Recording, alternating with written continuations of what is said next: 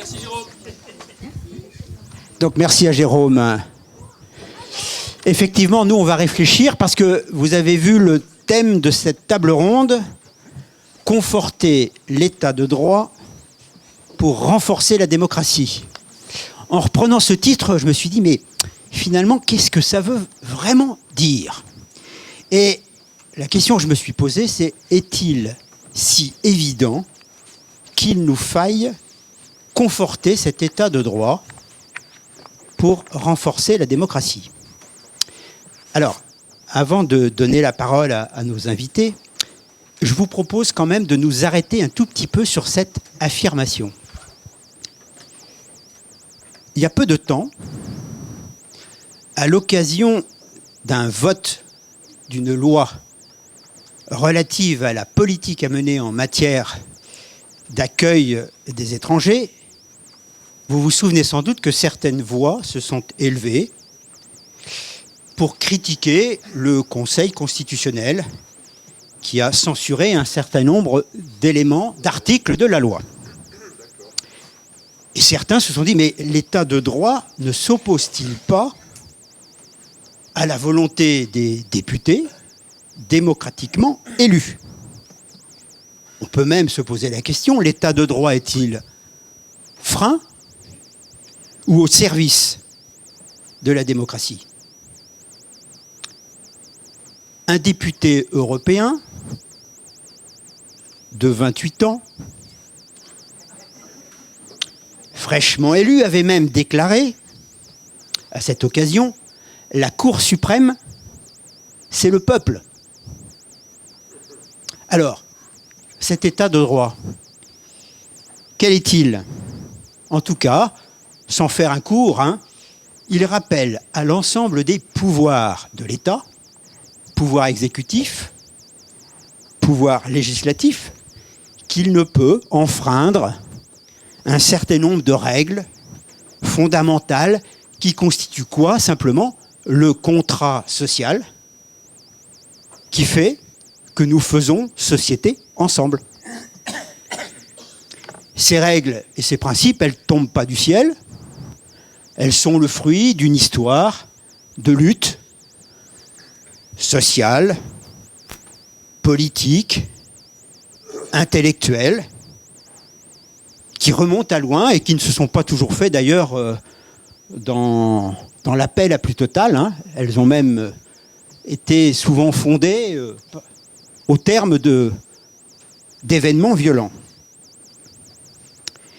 Qu'est-ce que l'état de droit? Il rappelle simplement que l'État, qui prend des décisions en fonction des intérêts analysés des uns et des autres, ne peut pas le faire à l'encontre des droits des individus qui sont constitués en corps social. Voilà.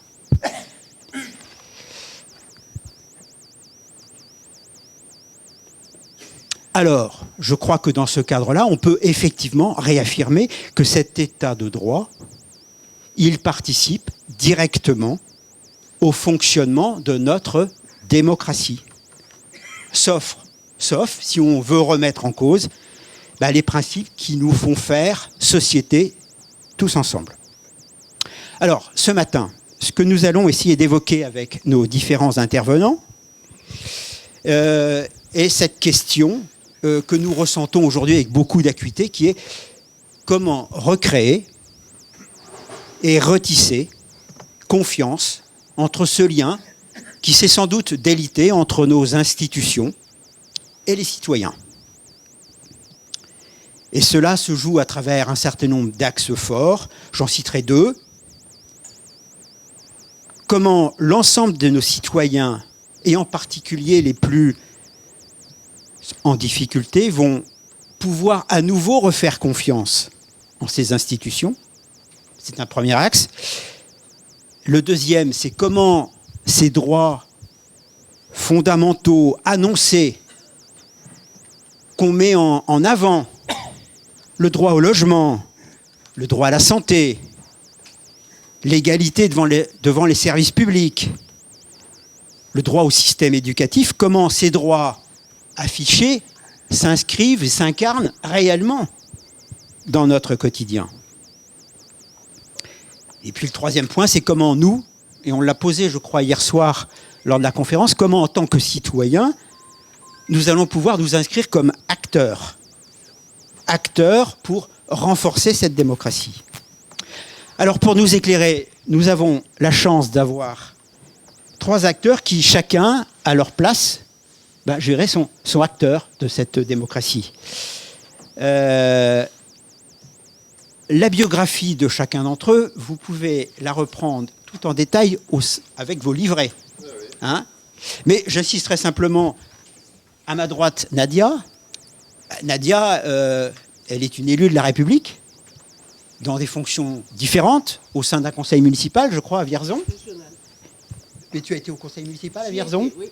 Vierzon. Tu as été députée, et puis aujourd'hui au sein du conseil régional. Donc, elle a une expérience solide et enracinée dans la construction de la loi, et tu pourras nous en parler. Voilà. Franck, à l'autre bout de la table, fondateur et délégué général d'un réseau qui s'appelle Réseau Éco-Habitat, et quelqu'un qui se bat pour que le droit au logement, en lien avec les questions environnementales, ne soit pas un droit, je dirais, formel, mais un droit qui s'inscrit dans la réalité de vie des personnes qui sont aujourd'hui le plus en difficulté financière. Et on va pouvoir voir en quoi, effectivement, tout cela, je dirais, ça contribue et ça constitue, et ça permet de retisser un lien entre ces citoyens et nos institutions. Et puis on a Fred, au centre, qui va, alors à différents titres, il est philosophe, il va nous aider à prendre un petit peu de recul par rapport à toutes ces questions, mais il n'est pas qu'un philosophe, il est quelqu'un qui s'est engagé dans sa vie, il pourra nous le redire, à la fois dans un certain nombre, auprès de nombre d'institutions, dans un travail fait en particulier pour permettre à ce que la parole puisse s'exprimer auprès de personnes qui sont souvent aussi en difficulté. Et donc, ce que je vais proposer dans un premier temps, c'est peut-être à Fred de nous redonner quelques éléments de contexte pour qu'on puisse resituer cette question des droits, de la démocratie, dans un environnement qui n'est plus celui de 1789, qui n'est plus non plus celui d'il y a 40 ou 50 ans, qui est profondément modifié et qui pourra éclairer aussi les témoignages de nos autres intervenants. On nourrira un échange autour de la table et puis on vous donnera la parole. Ne vous inquiétez pas, la démocratie, c'est aussi l'objet de débat. Donc, vous avez toute votre place dans ce temps et on y consacrera au moins une bonne demi-heure à la fin de ce temps d'échange. Donc, si vous en êtes d'accord, je laisse la parole à Fred.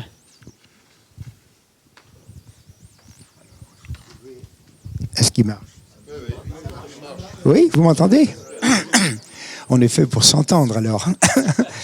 Bon, très bien, je suis très heureux d'être avec vous ce matin pour cet échange, parce que de fait la table ronde c'est l'échauffement, mais après on va discuter. On a vraiment besoin de tout le monde pour éclairer le contexte dans lequel on se trouve. Alors quand je dis contexte, je vais prendre un peu plus large que simplement les dernières semaines qui ont été particulières, et je pense qu'il faut prendre les choses d'un tout petit peu plus loin, enfin donner une petite épaisseur historique sans trop entrer dans les détails, mais ça me paraissait important pour qu'on puisse poser les choses.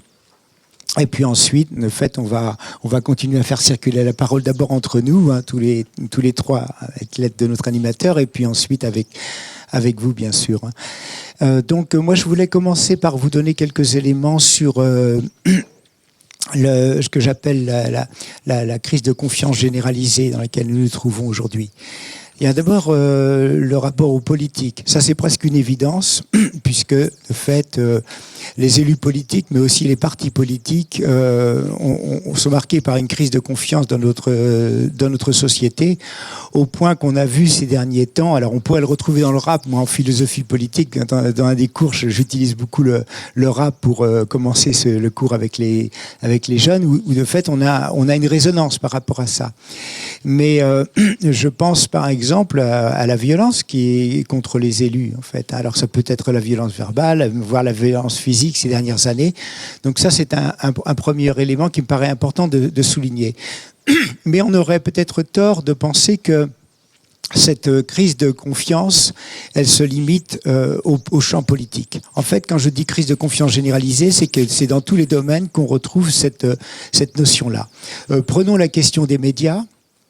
On voit bien aujourd'hui, et notamment avec le développement des réseaux sociaux ou des réseaux asociaux, on les appellera comme on veut, bien que se sont développés aussi vraiment des formes différentes de méfiance vis-à-vis des grands médias. Alors on pourra y revenir aussi, parce que de fait, une démocratie a besoin de médias, et en même temps, on voit bien que le travail qui est fait par un certain nombre de milliardaires ou de millionnaires par rapport aux médias fait qu'il y a une orientation et que cette orientation produit aussi de la méfiance vis-à-vis des citoyens. Alors il y a une ligne à pas franchir entre le complotisme et puis la posture critique, mais on voit bien que de ce côté-là, il y a une ligne à réfléchir sur quel type de médias qui fassent vraiment le travail pour aider les citoyens à produire une pensée, à réfléchir dans un contexte qui est complexe.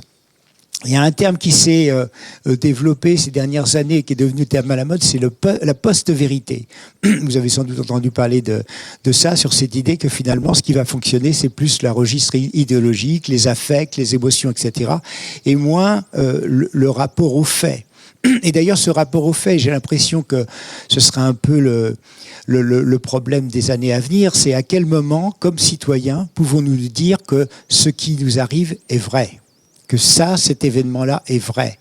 On pense aux deepfakes, on pense aux fake news ou aux fausses nouvelles, si vous voulez, hein, où on peut maintenant trafiquer. Ça s'est produit il y a encore pas très longtemps. Aux dernières élections, même un certain parti politique qui avait pourtant juré qu'il ne le ferait pas a utilisé en fait des fausses images. Hein, donc on peut, par exemple, reproduire la voix de quelqu'un en 15 secondes. On utilise cette voix-là et après on peut la reproduire et lui faire dire n'importe quoi, etc. Pareil pour les images. Donc on voit bien, là, ça sera un vrai défi pour notre démocratie à l'avenir de trouver des contre-feux, si je puis dire, pour permettre à ce qu'il y ait effectivement une appropriation des faits, hein, même si les faits sont toujours construits, on le voit en science, mais on n'empêche qu'il y a quand même une résistance de la réalité. Et actuellement, avec la multiplicité des informations et avec cette idée que parfois des journalistes vont plus être des animateurs qui cherchent à faire le buzz que vraiment le travail effectif, mais il y a encore de bons journalistes, heureusement, dans nos pays, eh bien voilà, ça sera aussi, et c'est un défi, c'est le contexte dans lequel nous nous trouvons, on pourra y revenir. L'autre élément, c'est même au niveau de la science, j'évoquais tout à l'heure le complotisme. Il y a eu le problème de la pandémie où nous avons vu arriver un problème auquel les scientifiques ne s'étaient pas affrontés et donc il y a eu des débats entre eux. Généralement, les débats se font à l'intérieur d'une communauté scientifique sans que ce soit nécessairement public. Ce qui est public, c'est quand on arrive à des résultats. Or là, les citoyens se sont trouvés face à des désaccords qui s'exprimaient au sein de la communauté scientifique. Je ne reviens pas sur les fameux débats sur le vaccin, etc. Et il y a eu une baisse aussi de confiance dans la science.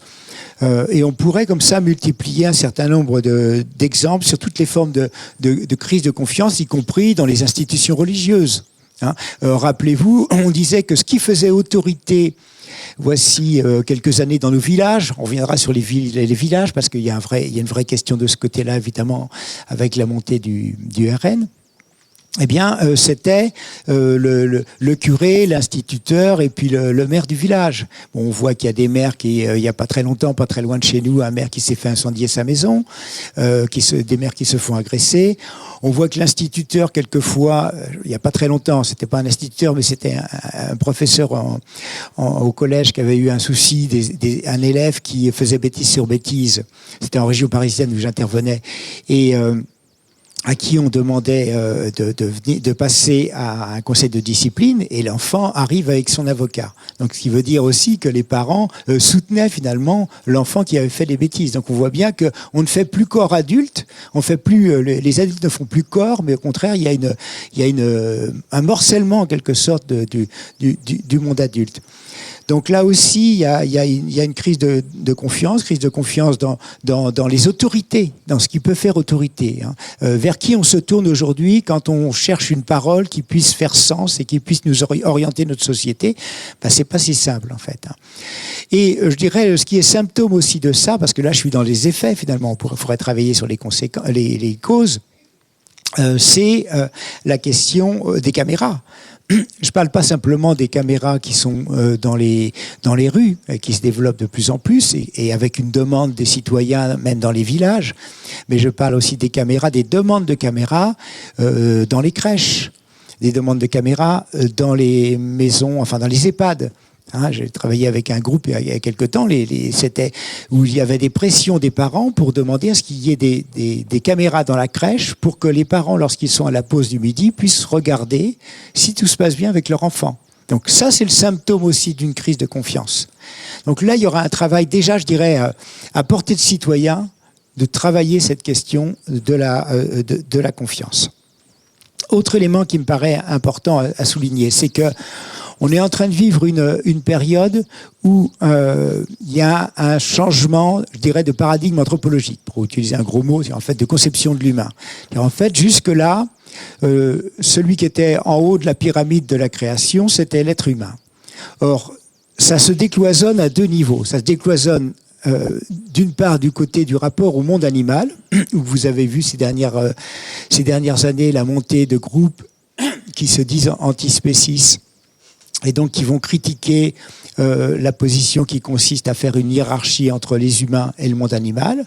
Il n'y a pas très longtemps, à Angers, sur une place assez connue, il y avait des personnes qui manifestaient. Et sur une des pancartes, il était marqué « Le viol d'une maman et l'assassinat d'un bébé ». Alors, en regardant de plus près, il s'agissait d'une vache inséminée et puis de son veau qui avait été tué dans un abattoir. Donc on voit bien que ça se décloisonne de ce côté-là sur le rapport entre l'humain et le monde animal, avec tout ce que ça veut dire aussi en termes de droit. Deuxième dimension où ça se décloisonne, c'est le rapport à la machine. Là, on est aussi dans une situation particulière où l'arrivée des robots, on a vu l'arrivée du numérique, c'était déjà assez impressionnant, mais l'arrivée de la robotique, c'est une autre révolution. Puisque, de fait, vous avez depuis 2017 en Arabie Saoudite, par exemple, un robot ou une robot, je ne sais pas comment on peut dire, puisque de fait c'est considéré comme un robot féminin, qui a été considéré comme citoyenne. Hein, vous avez des conseils d'administration où des robots sont membres de ces conseils d'administration et ont le droit de voter. Donc on arrive dans une période où l'intelligence artificielle produit tellement de progrès au niveau technique que ça chamboule énormément de choses dans nos manières de vivre et au niveau de ce qu'on pourrait appeler la citoyenneté en fait. Hein. Donc tout ça c'est des points sur lesquels évidemment je vais très très vite, mais sur lesquels on pourrait s'arrêter longuement et qui ne sont pas sans écho sur nos questions de l'état de droit, de la démocratie, etc. Autre élément qui me semble important, c'est le processus d'individualisation des conditions. C'est-à-dire en fait, voici quelques années, les personnes lorsqu'elles vivaient des formes de souffrance, parce qu'on entend beaucoup de souffrance aujourd'hui. On l'a vu, moi j'ai tracté pendant la campagne. On a été sans doute qu'un certain nombre comme ça d'acteurs. Et on entend la souffrance des gens, de tout type de personnes. C'est intéressant, je pense, vraiment de la sentir en allant discuter, quel que soit ce pourquoi les personnes vont voter finalement. Hein. Et je dirais, voici quelques décennies, il y avait une inscription de la souffrance individuelle dans des collectifs. Alors il y avait un vocabulaire qui appartenait à la sociologie, qui permettait d'en rendre compte. Les gens disaient qu'ils étaient exploités, qu'ils étaient opprimés, etc. Et donc ils inscrivaient, encore une fois, leur souffrance individuelle dans quelque chose de plus large. Et donc, c'était un peu comme aurait dit Camus, je me révolte, donc nous sommes, en fait. Il y avait cette idée que c'est pas normal ce que je vis, mais on n'est pas les seuls. Or, en quelques années, on est passé d'un processus où on pouvait identifier qui, d'une certaine façon, était responsable de ce qui nous faisait souffrir, à une sorte de processus, comment dirais-je, anonyme. d'abord l'émergence du mot exclusion. Mais quand on est exclusion, qui exclut d'une certaine façon, c'est flou. Et puis l'expansion du terme de la fragilité ou de la vulnérabilité, enfin tous ces termes-là, il faudrait les distinguer, hein. Fragilité, faiblesse, vulnérabilité, faillibilité, etc. Mais bon, je le prends en gros comme ça. Où ce terme-là, de fait, on met avec le danger peut-être de dépolitiser la question sociale, c'est-à-dire que finalement de dire que sont fragiles à la fois des personnes qui sont nées avec un handicap et puis des personnes qui vivent une situation sociale marquée par un système socio-économique qui produit cela aussi. Donc, parler de fragilité, ça ne pointe plus du tout quelqu'un qui aurait, d'une certaine manière, la responsabilité de cette fragilité. Donc, c'est à la fois intéressant et en même temps, on voit bien que ce qui, ces dernières années, renvoyait à une inscription dans le collectif, renvoie aujourd'hui plutôt à une approche du côté de la psychologisation. Par exemple, on va dire qu'on a fait un burn-out. D'ailleurs, le terme a changé parce qu'avant on faisait surmenage, maintenant c'est burn-out. J'ai des collègues aussi qui travaillent un peu sur ces questions-là. Voilà, il y a des évolutions du vocabulaire, mais aussi, on va dire qu'on est harcelé, donc tout ce qui est harcèlement au travail, etc. Donc, la notion de mal-être au travail, toutes ces expressions-là, elle renvoie finalement au fait que on avait une grille plutôt du côté de la sociologie, une grille sociologique qui nous permet de rendre compte de ce que nous vivions et de l'inscrire dans quelque chose de plus large. Maintenant, il y a une sorte de processus d'individualisation des conditions qui font que, nous vivons les choses plutôt individuellement. Et donc, comme dirait un sociologue qui a pas mal travaillé ces questions-là, Alain Ehrenberg, il dit l'individualisme auquel nous avons affaire aujourd'hui n'est pas un repli sur le privé, mais un appui sur le privé. C'est-à-dire, en fait, quand on ne s'appuie plus sur, par exemple, sur Dieu comme ressource, ou quand on ne s'appuie plus sur, un mouvement social, des groupes qui nous permettent d'agir contre ce qui nous opprime ou ce qui nous fait souffrir, on s'appuie sur ses propres ressources et on flanche, en fait. Alors voilà, il y aurait évidemment beaucoup d'autres choses, mais je crois que c'était plus pour l'échauffement, en fait, hein, donc je ne veux pas être trop long. On va faire circuler la parole et puis on continuera après. On va faire circuler la parole et j'ai envie de donner la parole peut-être tout de suite à Nadia, qui à la fois à travers peut-être ce que tu as pu exprimer du contexte, je vais peut-être inviter Nadia à nous dire à travers, puisqu'elle a participé au travail, je dirais, de l'État, aussi bien sur le plan exécutif et législatif, peut-être de nous dire un petit peu comment elle perçoit peut-être la question qu'on a posée sur la difficulté de confiance qui s'établit entre les citoyens et le législateur, peut-être de mettre en avant finalement ce que cela produit. On en parlait au niveau de l'Europe, comment les fruits de l'Europe aujourd'hui, on en parle peu, ou on n'en parle pas, ou on en parle peut-être mal. Et puis peut-être un dernier point sur lequel j'inviterai Nadia peut-être à nous dire là-dessus quelque chose. Et cette idée vient de m'échapper, donc elle me reviendra dans quelques instants. Voilà, je laisse la parole à Nadia. Merci. Je suis très heureuse d'être là. Voilà, l'ACI, c'est aussi ma famille. Je voulais vous dire que, en réalité, et ça contraste peut-être avec tout ce qui a été dit, moi, j'ai été et je suis toujours passionnée par mon engagement en politique et par ce que j'y ai vécu. Passionnée ne veut pas dire que tout était rose. Bien au contraire.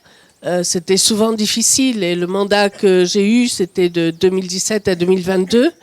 Comme députée, n'était pas le mandat le plus facile non plus. On a eu la crise des Gilets jaunes, on a eu le Covid, donc il y a eu aussi des souffrances, des traumatismes très forts. Mais en même temps, ça m'a permis... j'avais toujours envie de voir ce qui se passait vraiment dans cette Assemblée nationale, plus qu'au Sénat d'ailleurs. Parce qu'il me semblait que c'était vraiment le lieu du travail démocratique. Et je n'ai pas été déçue. Je trouve qu'il y a véritablement, là, quand on est au cœur de cette Assemblée, un travail qui représente le peuple, qui représente chacun de nous, avec toutes les composantes du peuple. Et ce travail, il est réel, il est effectif. Alors, on me dit parfois, oui, mais ils sont déconnectés du terrain. Non, les députés, l'Assemblée nationale n'est pas du tout déconnectée du terrain. D'abord, quand il y a un projet de loi, une proposition de loi, elle est travaillée avec les acteurs de terrain. Elle ne sort pas comme ça, elle ne tombe pas du ciel. Et puis, donc, le gouvernement a déjà consulté, discuté, etc. Peut-être pas assez. Peut-être que les acteurs de terrain n'ont pas été suffisamment écoutés. Peut-être que voilà. Mais il y a eu ce travail-là de discussion. Ensuite, quand le projet de loi ou la proposition de loi est présentée à l'Assemblée nationale, il peut être présenté au Sénat d'abord, ça dépend du sujet, mais en général, c'est plus l'Assemblée nationale, il y a toute une série d'auditions.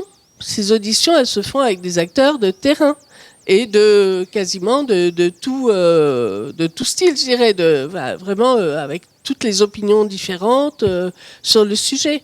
Et ces auditions, elles ne durent pas 2 heures, elles durent plusieurs jours. Donc parfois une centaine d'heures ou plus. Donc il y a vraiment une imprégnation de ce qui se passe sur le terrain, en sachant que les députés ne sont pas sortis de nulle part non plus. Et quand ils sont sur un sujet, c'est souvent qu'ils l'ont un petit peu maîtrisé avant, qu'ils ont déjà un petit peu une expérience là-dessus. Puis certains autres le découvrent et c'est pas plus mal parce que ça donne aussi une vision un peu plus fraîche du sujet. Et puis ensuite, ces propositions de loi, elles sont votées, ou ces projets de loi sont votés, ils repartent au Sénat. Donc là aussi, il y a encore un remue-ménage, également avec des visions différentes, des positionnements différents. Ensuite, il y a une discussion entre le Sénat et l'Assemblée si on n'est pas tombé d'accord.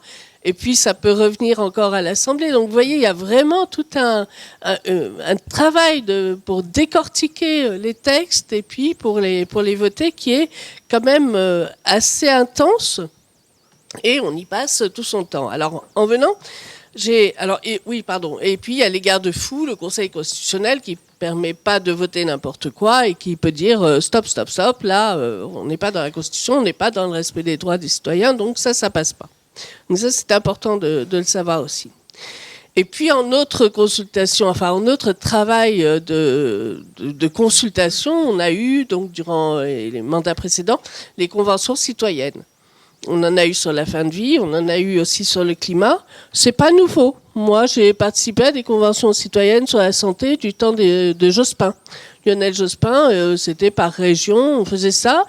Et à vous dire vrai, ça m'avait pas du tout convaincu.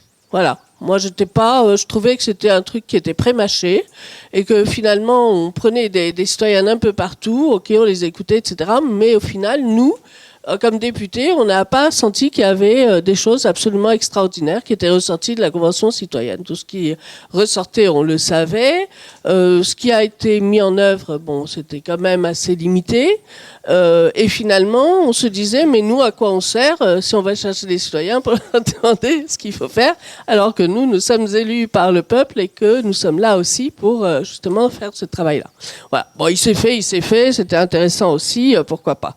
Et ce qui a été dit, par exemple, sur la Convention citoyenne sur la fin de vie, bien, ma foi, c'était la position que moi je défendais depuis 3 mois à l'Assemblée nationale. Donc voilà, mais faire attention à bien utiliser les soins palliatifs et à bien les mettre sur l'ensemble du territoire à disposition des patients avant de penser à faire de l'euthanasie, parce que finalement, tant qu'il n'y a pas de soins palliatifs, là aussi c'est un droit des citoyens. Tant qu'ils n'ont pas ça, oui, ils peuvent être tentés par l'euthanasie et quelque part, économiquement, ça peut être très intéressant d'aller vers l'euthanasie sans trop déployer les soins palliatifs qui sont plus coûteux. Bon, voilà, c'était ma position. Elle était, même mon camp ne l'entendait pas forcément. On était 30-30-30, très divisés. Donc ça aussi, il faut le savoir, dans le même camp, on est assez divisés.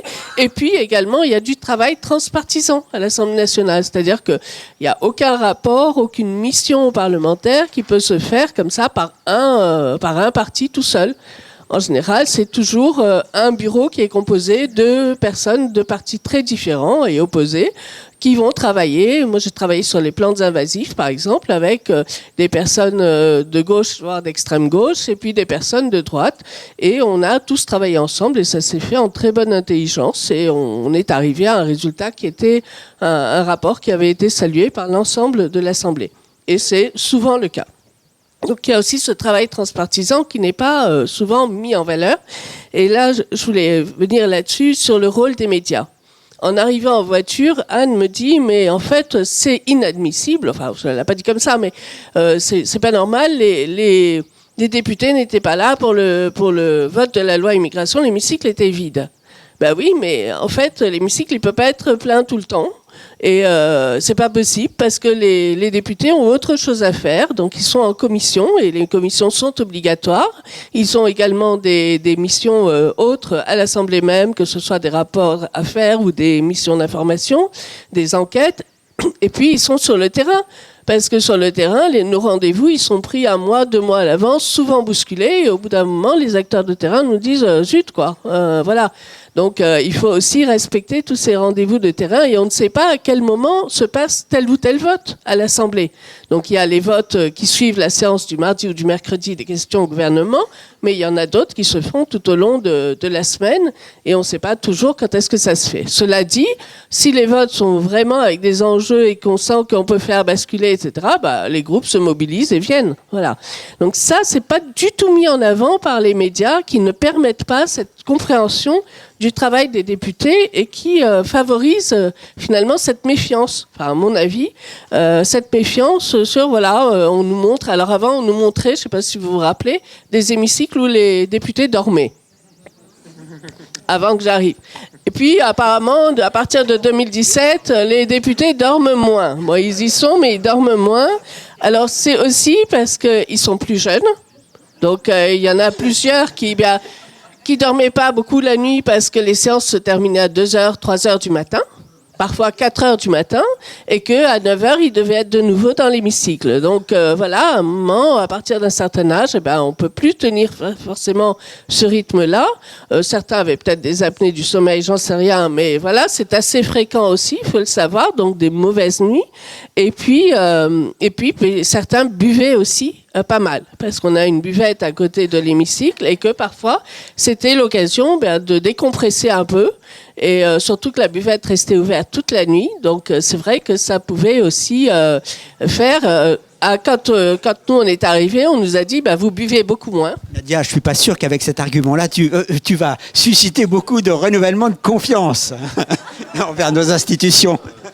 C'est pas grave parce que ça fait partie de la réalité, mais ils nous ont dit vous buvez beaucoup moins que les autres et à tel point qu'il y a eu une grande vente des vins de l'Assemblée parce qu'en fait on buvait pas assez. Voilà.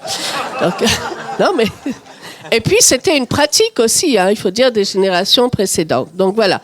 Alors oui, moi je pense que le rôle des médias y a fait beaucoup et je suis vraiment en colère contre les médias parce que il suffirait qu'ils suivent et ils le font parfois sur LCP, ils font des émissions très intéressantes sur LCP sur la vie des députés, mais c'est pas suffisamment écouté, regardé, sauf par les initiés. Il y a une émission sur moi qui était vraiment, moi elle m'a fait pleurer pendant l'émission parce que la dame elle était vraiment en train de m'interroger sur mon parcours, etc. Ils l'ont fait sur l'ensemble des députés enfin l'ensemble, non, pas tout le monde y a été, mais ils ont fait avec des députés de différentes familles politiques et c'est passionnant. Moi, j'ai écouté ça parce que du coup, je regardais le député différemment. Et il suffirait qu'ils le suivent pendant une semaine et que vous regardiez ça pour vous rendre compte qu'effectivement, les députés travaillent et ils travaillent pas 35 heures par jour, loin de là. Ils sont vraiment... 35 heures par semaine, pardon.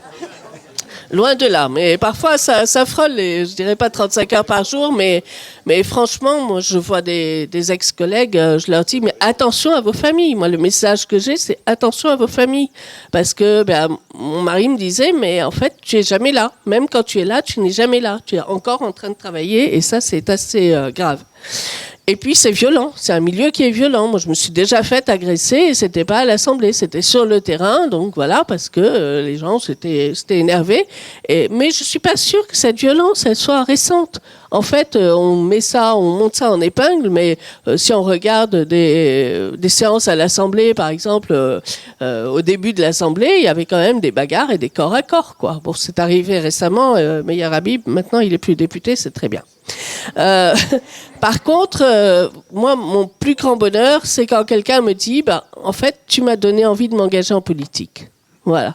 Et ça, c'est génial. Je l'ai encore entendu ce matin et vraiment, ça m'a beaucoup ému.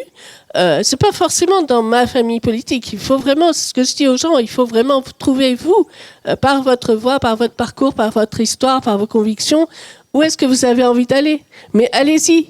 Allez-y, parce que c'est passionnant, que ce soit un engagement local, que ce soit vous présenter, et surtout les femmes. Il faut se présenter, il faut s'engager, il faut y aller, parce que, eh bien, ça ouvre un monde qui est un monde que finalement on ne peut pas, dans lequel on n'entre pas autrement. Moi, avec l'engagement politique, je suis rentrée dans les prisons, je suis entrée dans les administrations, je suis rentrée dans les écoles, les universités, les fermes, les commerces, les entreprises. Mais j'en ai visité des centaines d'entreprises. Qui va faire toute cette diversité-là pour connaître vraiment le cœur battant de notre société en dehors d'un mandat de ce type-là. C'est pas si évident. Et moi, je trouve que c'est absolument passionnant. En tout cas, si on est curieux de ce que vivent nos concitoyens et qu'on a envie de les représenter et de dire, voilà, moi, ce que je ressens du terrain, c'est passionnant. Je ne sais pas si j'ai encore du temps, peut-être pas. On aura l'occasion de rééchanger. La question qui m'avait échappé me revient. Tu as parlé du travail transpartisan et de co-construction sur un certain nombre de choses. Je voulais juste te poser cette question. On sent bien aujourd'hui que dans la nouvelle Assemblée se pose la question de sortir peut-être d'un certain nombre de postures purement politiques pour aller vers cette notion un peu de compromis et donc derrière de co-construction. De nombreux élus locaux disent que quand ils se retrouvent partageant ce qu'ils vivent de leurs responsabilités municipales et autres, les clivages, entre guillemets, idéologiques sont moins saillants. Penses-tu que le contexte peut être source d'espérance pour notre Parlement dans les semaines et mois qui viennent, pour aller peut-être vers un travail d'un peu plus de co-construction? Alors, il n'y a peut-être pas de réponse, mais peut-être un éclairage avant que je passe la parole à Franck. Alors, moi, je m'appelle Nadia. Nadia, ça veut dire espérance. Donc, c'est pas possible que je sois en dehors de l'espérance. C'est pas possible. C'est en moi. Donc, moi, je suis pleine d'espérance sur ce qui pourrait sortir, ce qui peut sortir. C'est pas sûr, mais en tout cas, je me dis qu'il faut pas se fier à tout ce qu'on va entendre maintenant. Parce que tout ça, c'est effectivement des postures. C'est comme dans un combat. On va montrer combien on est fort, chacun, et puis on va mettre le curseur le plus haut possible pour avoir le plus possible de marge de négociation et de place dans les futures négociations. Et puis, en même temps, on voit bien tout ce qui se joue à gauche avec, est-ce qu'on exclut LFI, on l'exclut pas, à droite, le RN, on voit qu'il y a des échanges avec le RN, alors où sont les lignes rouges, etc. Donc, tout cela va se jouer. En même temps, c'est un travail de clarification, disent certains, peut-être, mais je pense que c'est aussi le moment de se dire, bon, est-ce que vraiment on va travailler? Il y avait eu cette volonté avec Emmanuel Macron de faire un grand centre avec tous les gens modérés, etc. Il n'y est pas vraiment arrivé. Il y a eu du débauchage, et moi je déteste le débauchage. Je trouve qu'on ne rend pas service aux uns et aux autres. Je préfère qu'il y ait des alliances claires, nettes, mais pas du débauchage. Ah ben, j'ai réussi à tirer quelqu'un de chez LR, j'ai réussi à tirer quelqu'un de chez le PS pour mon gouvernement, ça ne sert à rien, et au contraire, là, ça augmente la méfiance, je pense. Par contre, réaliser de vraies alliances sur un projet, sur un temps déterminé, on a besoin de la diversité politique, on en a besoin.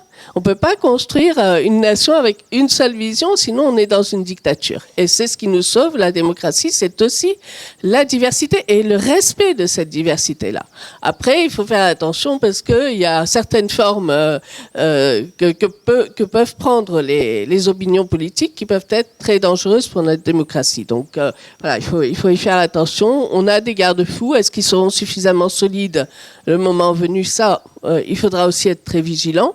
Mais voilà, je suis quand même pleine d'espérance et j'espère qu'on aura de bonnes nouvelles. Je ne sais pas quand, parce qu'il faut peut-être que ça prenne son temps. Il faut peut-être que ce travail se fasse sans trop accélérer, parce que des fois, c'est en accélérant qu'on tombe à côté de la plaque.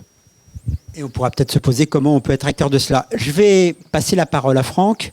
Vous avez vu que dans sa bio, il était indiqué qu'il était inspiré par une utopie, chercher à apporter des réponses efficaces et saines pour des gens qui n'ont pas de moyens. Donc, je vais te laisser la parole pour que tu nous évoques comment, en tant qu'acteur, voilà, tu as été partie prenante de ce travail de co-construction, en tout cas. De co-construction, oui. En fait, Réseau Cobita, c'est un peu un ovni pour beaucoup, d'ailleurs même pour des chrétiens, parce qu'on est un espèce de bazar entre des gens en situation de grande précarité énergétique, donc des gens vraiment du social, en grande précarité, un bazar un peu économique, parce que on contribue à faire travailler des entreprises du bâtiment, des fournisseurs de matériaux qui vont intervenir dans le champ de la rénovation énergétique, et un bazar parce qu'en fait on dépense beaucoup d'argent public. Mais pour des gens en fait qui en ont vraiment besoin, puisque ce sont des gens très très pauvres. Et dans ce bazar, en fait, on pourrait dire qu'on est sur la question de la transition écologique juste, pour reprendre les propos du pape François.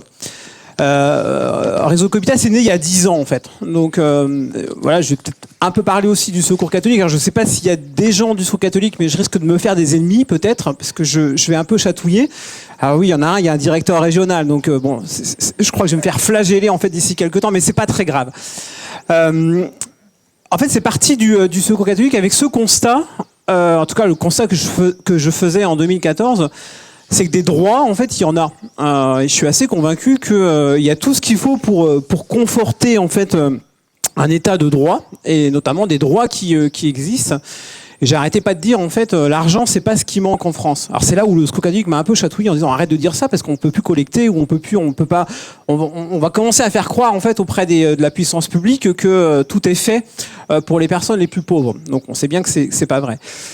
Il y a de l'argent, notamment pour aider des personnes à faire des travaux de rénovation énergétique.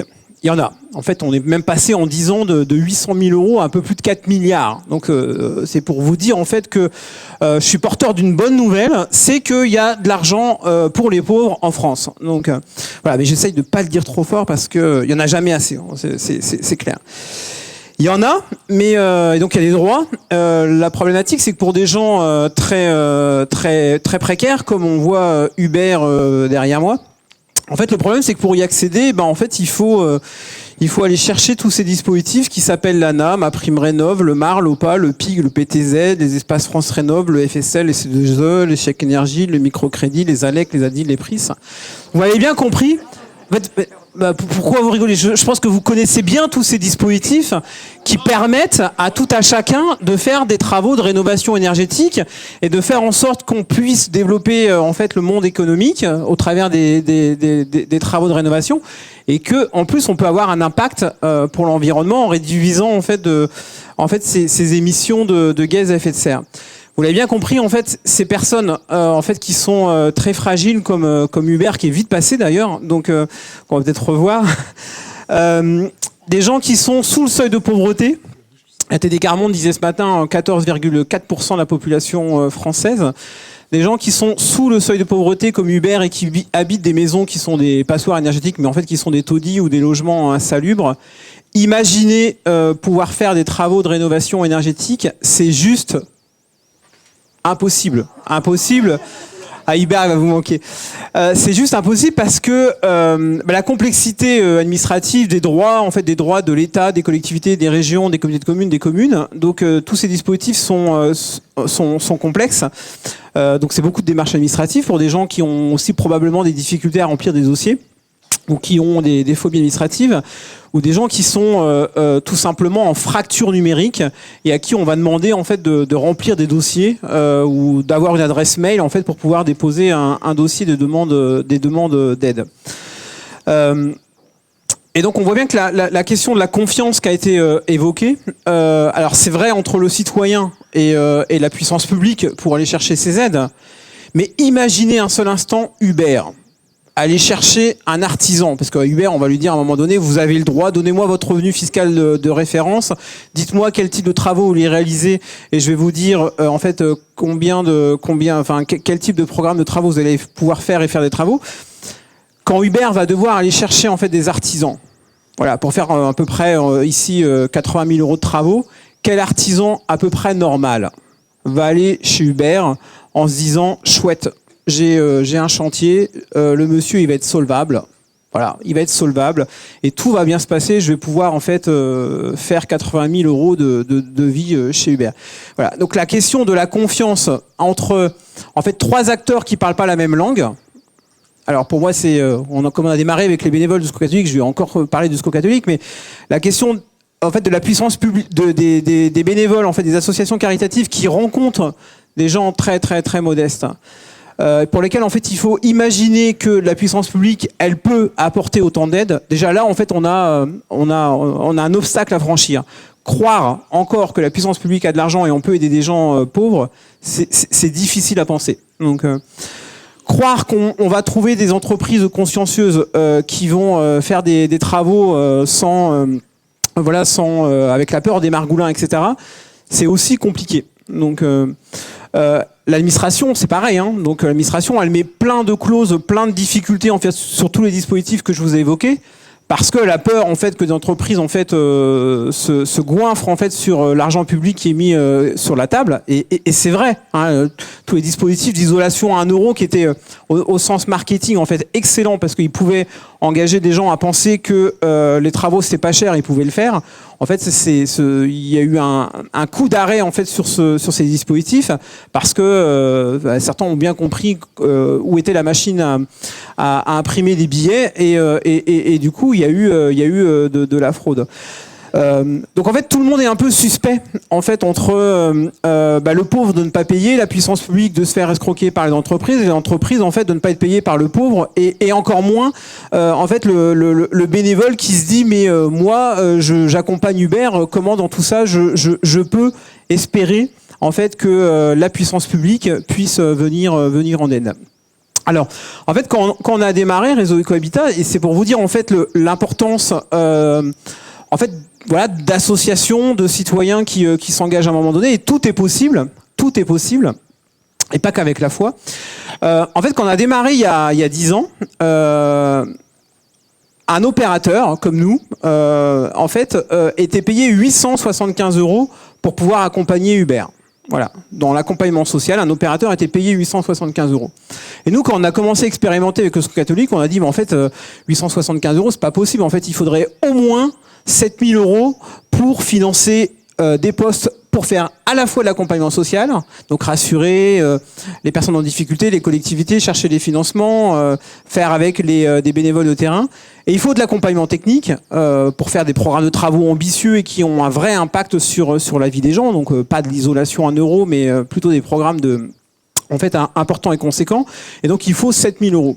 Je vous assure, les premiers qui ont rigolé en fait sur ce montant, je tacle un peu quelques gens du Secours catholique qui m'avaient dit mais Franck, en fait c'est impossible d'imaginer que la puissance publique un jour mettra 7 000 € pour financer l'accompagnement social et technique. Ton modèle en fait il peut pas marcher, en fait c'est impossible.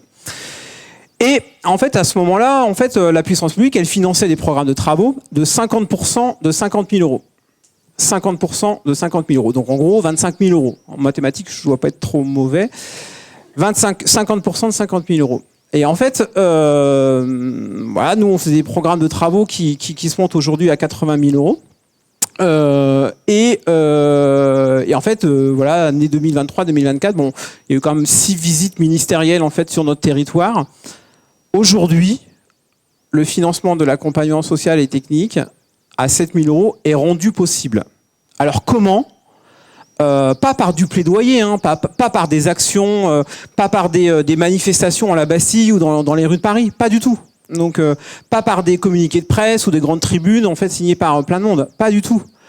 C'était le 21 mai 2021 quand un bénévole, Pierre, rencontre un ministre, en l'occurrence Emmanuel Vargon pour la citer, chez Philippe Geoffroy et après Françoise Cormon. Donc une rencontre sur le terrain où le bénévole, le Secours catholique, en fait montre en quoi l'accompagnement social et technique rend possible des opérations d'amélioration du logement chez des gens qui sont en grande précarité énergétique. Le 21 mai 2021, la ministre du Logement repart en fait du terrain et nous dit il va se passer quelque chose. J'ai compris la nécessité de l'accompagnement. Aujourd'hui, alors il faut un peu de temps parfois dans l'administration pour que ça se mette en place, le financement de 7 000 € de l'accompagnement social et technique pour des gens en grande précarité est rendu possible. Donc voilà. Le financement des travaux. Donc ça c'était l'année dernière, presque jour pour jour en fait on a une rencontre du secrétariat général à la planification écologique, donc hauts fonctionnaires placés auprès du Premier ministre, visite de terrain, hein. Donc ça c'était chez Carole en fait et Guilain à Berneuil-sur-Aisne dans l'Oise, visite de terrain chez une famille. Je peux la citer, Cécilia Berthaud en fait repart et en fait elle repart et elle nous demande en fait combien en fait faudrait-il que la puissance publique mette d'argent pour pouvoir accélérer la rénovation énergétique chez des gens en grande précarité. En fait, le culot de dire à peu près 90% du montant des programmes de travaux. Donc 90%, j'étais plutôt autour de 100 000. Mais bon, en fait, on a eu 90% de 70 000. Donc en fait, en 10 ans, la puissance publique, elle est passée de 50% de 50 000 à 90% de 70 000. Même le Secours catholique n'y croyait pas. Donc aujourd'hui, il y croit. Donc c'est fait, c'est inscrit, c'est dans la loi. Il y a des métiers de l'accompagnement qui se mettent en place. Donc et ça s'est passé, voilà, non pas par des manifestations et par des grandes rencontres de plaidoyer ou à coups de tribunes, parce que en fait, il y a eu des rencontres sur le terrain. Donc en fait, on a essayé de rétablir des relations de proximité, de confiance entre des gens qui sont très loin, même parfois des urnes, rencontres de terrain avec des bénévoles, pour pouvoir en fait démontrer ce qui peut être fait avec l'argent public. Alors quand je dis qu'il y a encore de l'argent public, parce que des Uber, il y en a à peu près en fait 1 million en fait en France. Et si on regarde dans les 4 milliards de l'enveloppe de la rénovation énergétique, hein, sur les 4 milliards, donc il y a eu à peu près 600 000 dossiers aidés l'année dernière, 600 000, 4 milliards. Des Uber, il y en a 1 million, il n'y en a eu que 1374 qui ont été aidés. Voilà. Donc c'est pour vous dire en fait qu'il y a encore du chemin en fait à faire. La problématique, c'est que des gens qui sont en difficulté comme Uber disent souvent « Moi, je ne veux pas d'aide, monsieur, parce que ça va me coûter de l'argent. » Je ne veux pas d'aide parce que ça va me coûter de l'argent. C'est-à-dire que je ne crois pas, en fait, que la puissance publique puisse être encore en capacité de m'aider aujourd'hui. Donc la question pour moi de la confiance, et j'aime bien redire parce que on a eu un aumônier, en fait, j'ai eu un aumônier au Secours catholique et en ACI, je crois, qui était très cultivé, qui me disait, en fait, le mot confiance, c'est Olivier Vendôme, il est dans la salle, c'est pour ça que je le cite, qui disait le mot confiance, c'est en latin, hein, je crois que c'est cum, en fait, ensemble, et fidère qui est la foi, ou en fait se fier. Donc donc c'est avoir la foi ensemble. La problématique qu'on a en fait sur le terrain avec des Uber, des Jacqueline qui accompagnent des entreprises et en fait des élus, c'est de retrouver cette capacité de se fier, en fait de recréer des alliances ensemble pour pouvoir monter des projets qui vont changer la vie des gens, mais qui vont aussi changer la vie d'administration qui voient en quoi leurs dispositifs publics vont être efficaces, et des élus en fait, des membres de gouvernement qui vont pouvoir prendre des décisions qui s'appuient sur la vie en fait des personnes en grande précarité. Merci Franck. Je pense que ça peut ouvrir des perspectives à chacun d'entre nous, hein, autour de la confiance. J'ai vu Fred, je ne veux pas te coincer, mais j'ai vu que tu avais pris pas mal de notes. J'ai l'impression que ce témoignage a suscité en toi quelques remarques ou réactions. Bon, c'est bien, ça t'évite de me poser une question, puis moi, j'embarque sur ce que je viens d'entendre. Merci. Oui, je trouve intéressant parce que finalement, ça me permet de faire le lien entre vos deux interventions, parce que tout à l'heure, tu as dit à Nadia que les politiques, il n'était pas hors sol, mais qu'il était sur le terrain et il avait besoin de cette confrontation. Et puis, toi, tu dis que c'est parce que justement, il y a eu des rencontres avec des politiques qu'on a pu avancer. Et je me dis, ça dit des choses aussi sur l'importance des corps intermédiaires, qui sont quelquefois squeezés. Et pas seulement par les politiques, mais aussi par les médias. Parce que justement, ce que j'ai remarqué il n'y a pas très très longtemps, enfin de ces dernières années, c'est que les médias sentent bien qu'il y a un décalage. Et donc ce décalage, ils essaient de le dépasser en disant on va donner la parole aux Français. Alors ça vient très très souvent. Mais alors ça donne des choses assez bizarres, comme par exemple dans certaines élections, je dirais, il y a quelques années encore, sur des élections présidentielles ou autres, on demande aux candidats, au pluriel, de se positionner par rapport à telle personne en disant j'ai cassé mes lunettes, pour le remboursement c'est vraiment très très juste, etc. Qu'est-ce que vous pouvez faire pour moi? Et en fait, on fait une sorte de rapport entre l'individu lui-même et le politique qui est problématique. Alors qu'on a la chance en France d'avoir un réseau associatif qui est énorme en fait, hein, et qui permet de tisser toute la société. Et donc, en donnant la parole davantage aux associations, en les sollicitant davantage politiquement, mais aussi en leur donnant la parole dans les médias, je pense, j'ai entendu quelquefois des personnes en situation de handicap faire des témoignages sur leur situation. Je trouvais ça intéressant parce que c'était concret, mais je me disais, mais il y a des associations qui regroupent des personnes en situation de handicap. Donc on réfléchit aux questions depuis longtemps sur ce qui pourrait être fait pour améliorer leurs conditions, leur situation. Et de fait, on squeeze ça. Et ça, c'est vraiment dommage. Donc, je pense qu'il y a un travail à faire par rapport à ça. Bon, je ne veux pas être trop long pour qu'on fasse circuler. Il y aurait plein d'autres choses, mais on va... Je repensais à ce que nous disions hier, lors de notre conférence hier soir, où Marc avait souligné comment dans l'histoire de France, les corps intermédiaires avaient pu être par moments complètement squeezés, et au contraire combien on avait eu besoin à d'autres moments pour permettre à la démocratie de vivre, qu'elle soit complètement associée. On reboucle. On avait parlé aussi des émotions. Moi, j'avais envie de te poser la question, Franck. Dans la rencontre que tu as évoquée, comment, entre, je dirais, cet agent ministériel ou responsable et le lien avec Hubert, la part émotion avait pu être... Parce qu'on a vu comment les émotions pouvaient être manipulées et être, je dirais, dangereuses à certains égards, mais comment elles peuvent être aussi, je dirais, source de création. Ouais, en fait, dans notre petite recette, quand on fait venir des partenaires sur le terrain, c'est de faire toujours 2 visites. Une visite chez une famille qui n'a pas encore fait les travaux. En fait, on s'impose presque, en fait, de dire, c'était un peu le point de démarrage d'ailleurs, de dire, nous, on n'a pas envie de couper des rubans, on n'a pas envie de couper des rubans et de montrer le beau, en fait, et faire venir des élus quand c'est fait.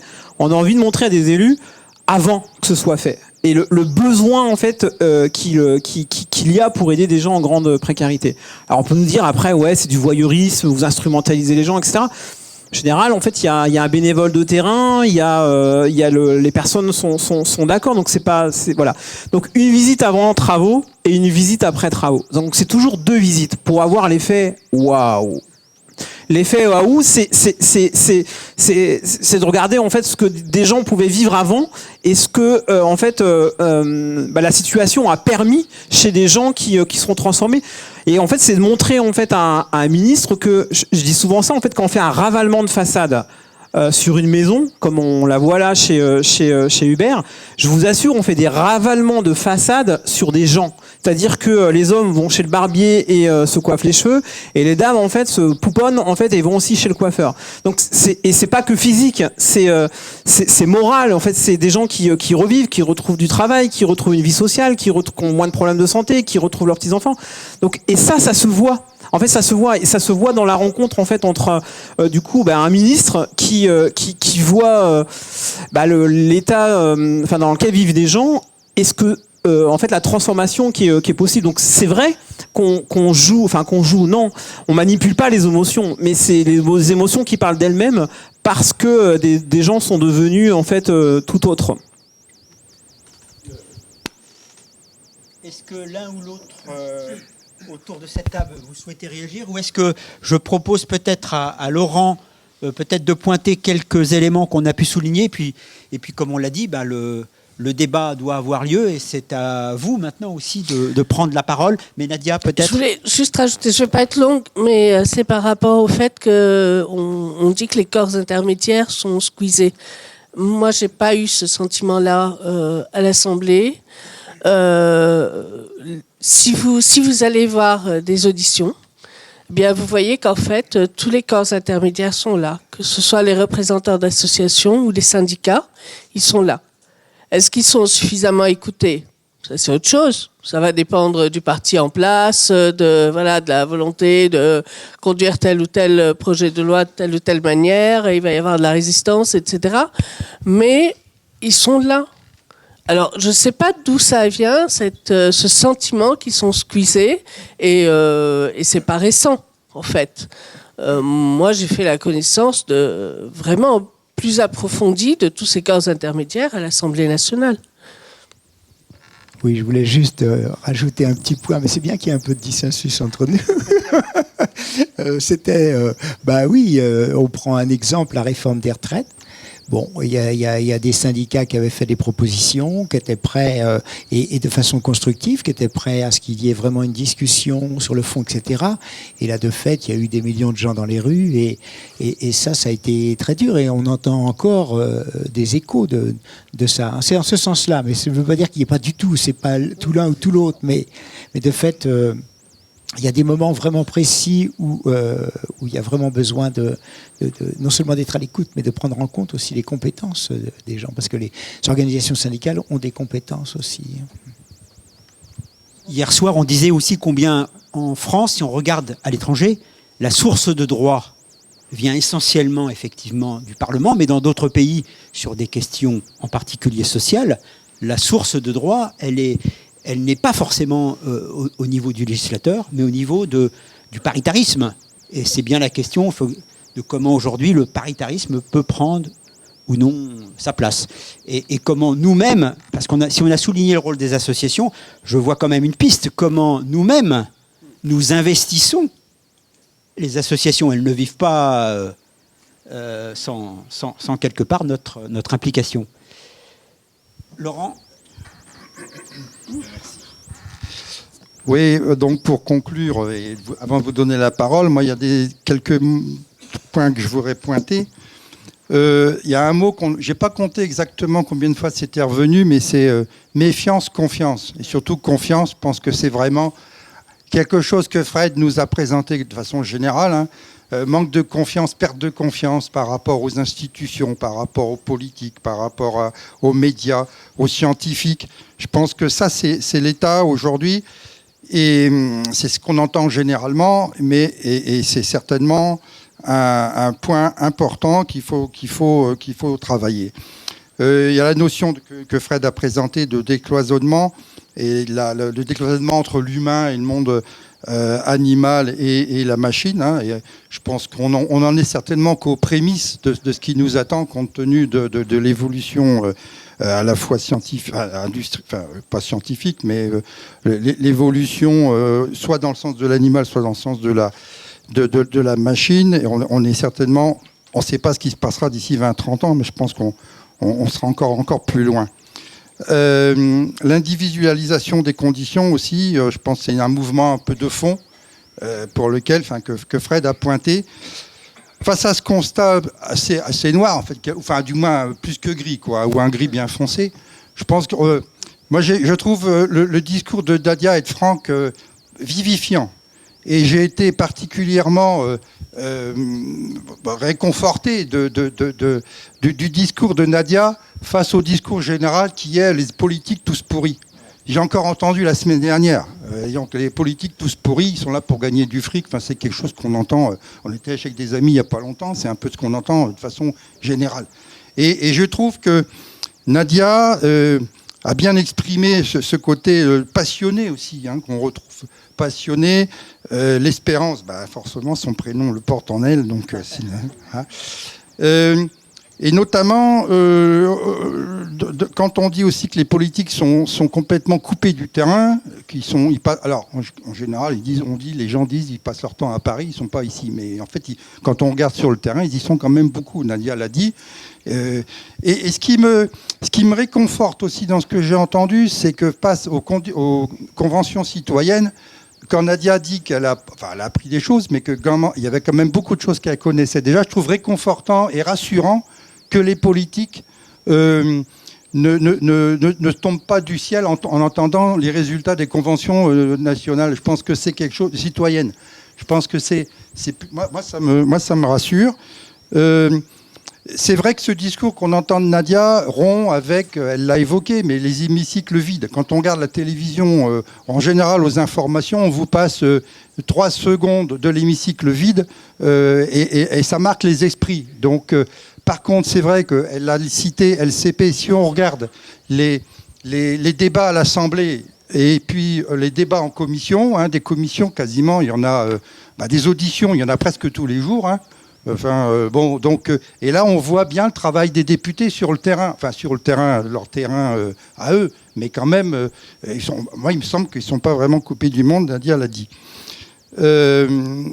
Franck, il a évoqué d'abord un grand bazar, et il a bien montré comment, à partir de situations qui sont bloquées, comment avec des gens qui sont complètement exclus, toute la partie de la population qui a été exclue ces dernières semaines, on a entendu aussi beaucoup pour justifier le vote qu'on a eu, ce type de son association, sa structure permet, moi ce que je retiens, c'est qu'elle permet de redresser et de redonner de la dignité à des gens qui sont complètement exclus et leur reprendre leur vie de vrais citoyens. Je pense que ça a transparu dans ce qu'il a dit, et je crois que c'est ça qui est important. Après, c'est vrai qu'il a dit également, vu le nombre c'est une montagne qui est devant, c'est plus qu'une montagne, il y a un travail phénoménal à faire, mais je crois qu'on a bien les différentes, avec ce qu'ont dit nos 3 intervenants, on a bien toutes les dimensions et l'importance du travail qui reste et où chacun est appelé. La parole est à vous.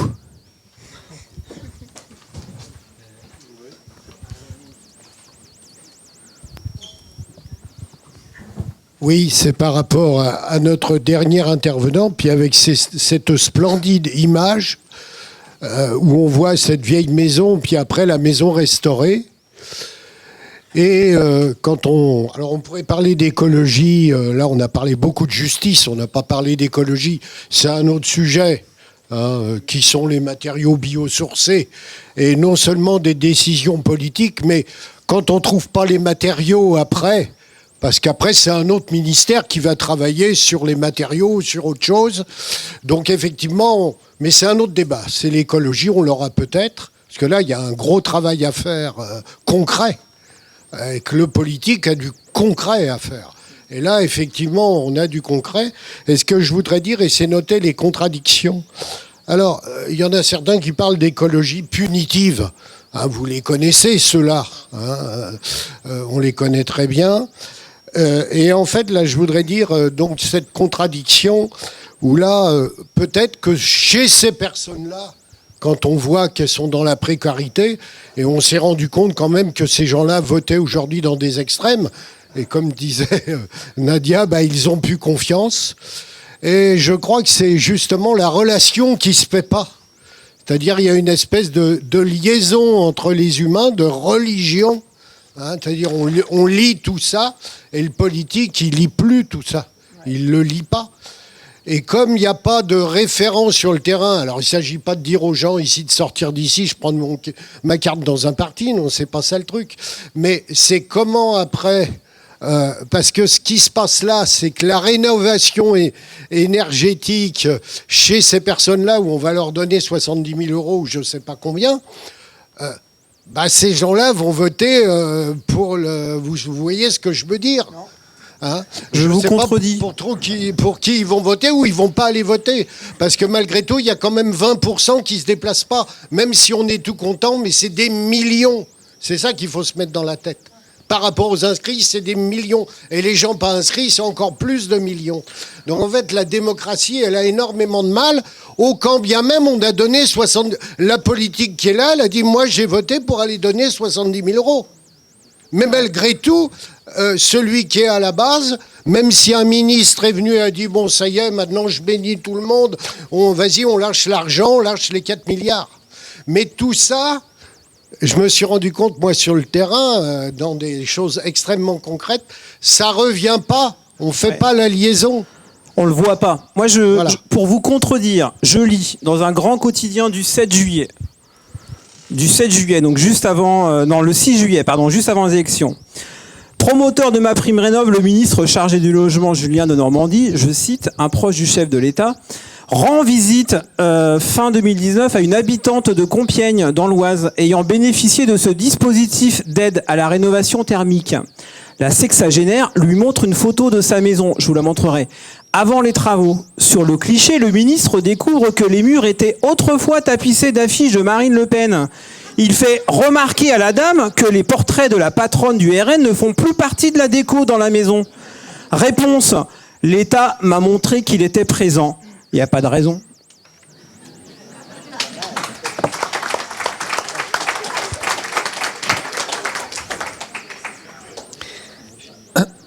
Pour aller dans le même sens, et par rapport au milieu du handicap, c'est vrai que quand l'État se déplace, ou ses secrétaires d'État, etc., ils sont parfois très étonnés de ce qu'arrivent à faire les associations de terrain.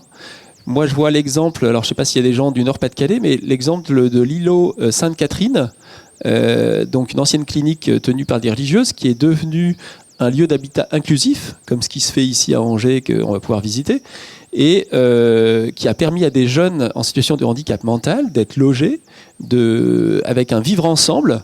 Et ce projet a même fait, comme l'État a été étonné du bien fondé, de les fruits que ça a permis, etc., qui a eu l'écriture d'une loi, parce qu'il y avait un vide juridique en France par rapport à l'habitat inclusif et par rapport à des financements, etc.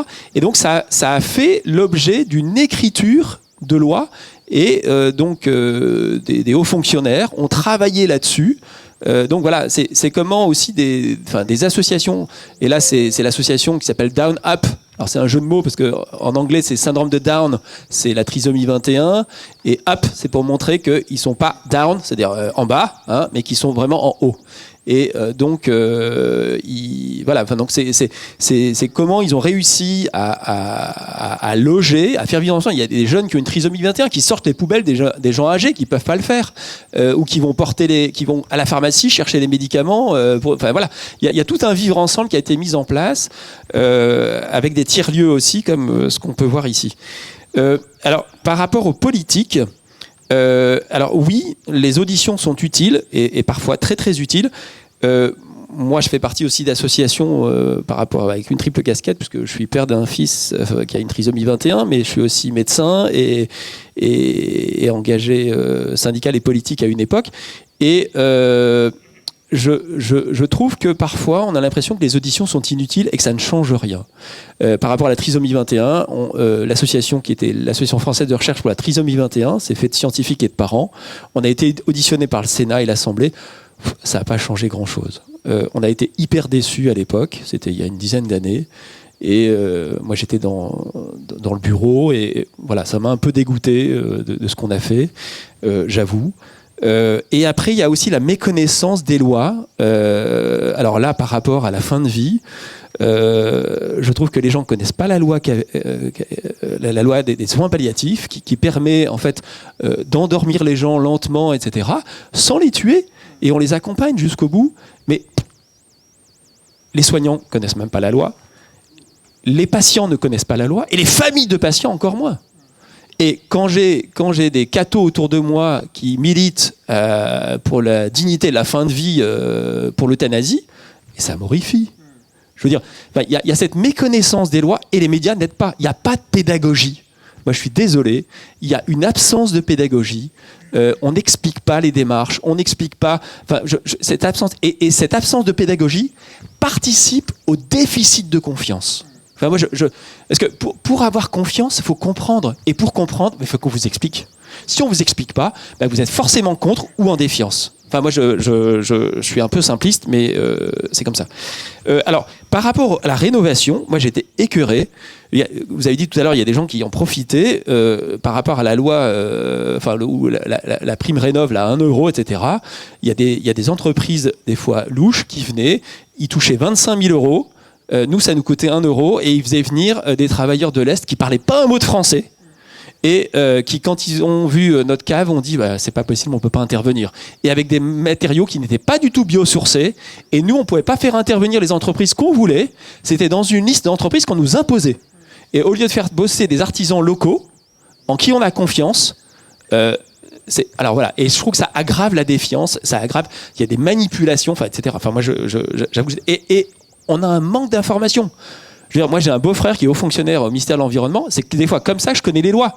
Parce que j'ai pas l'information qui arrive.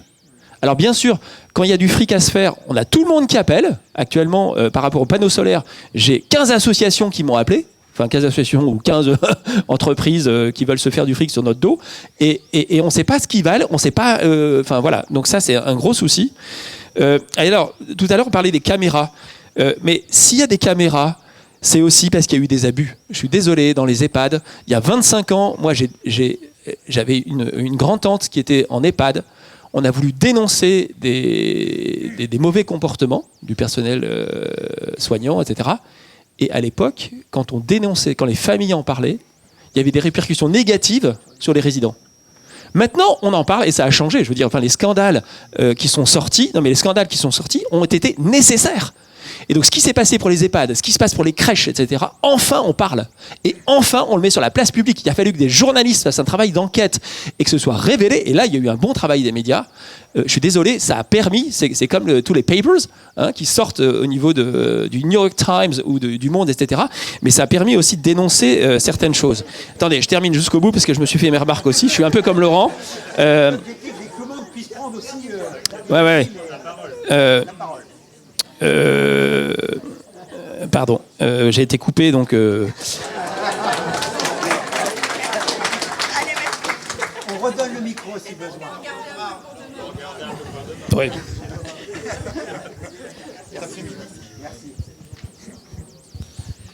Merci pour vos témoignages. Je voudrais revenir sur forcément la question de la confiance qui, à mon avis, est vraiment la base de la société démocratique.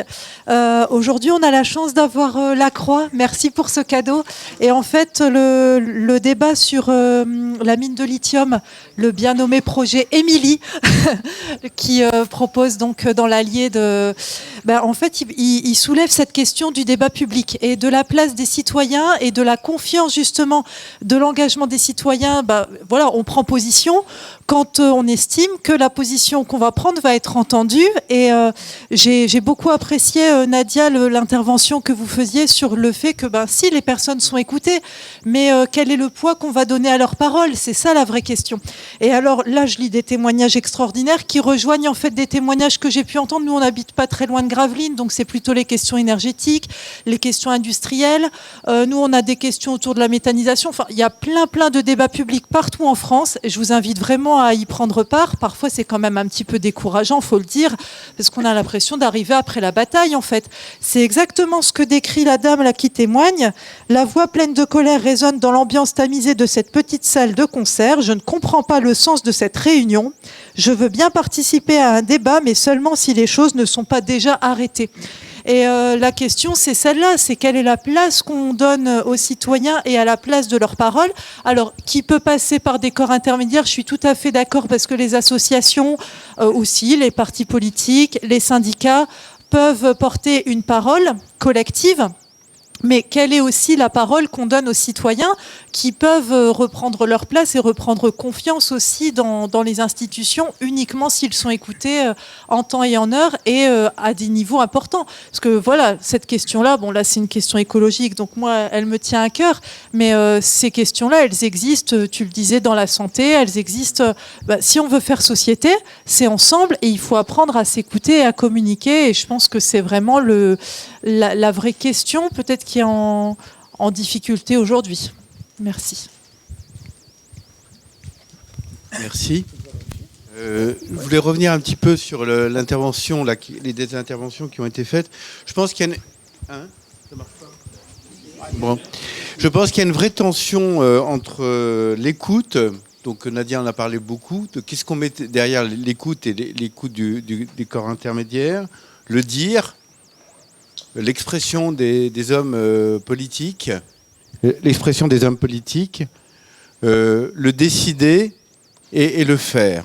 Et dans ces quatre moments, je pense que là, il y a des questions assez complexes qui se jouent aujourd'hui.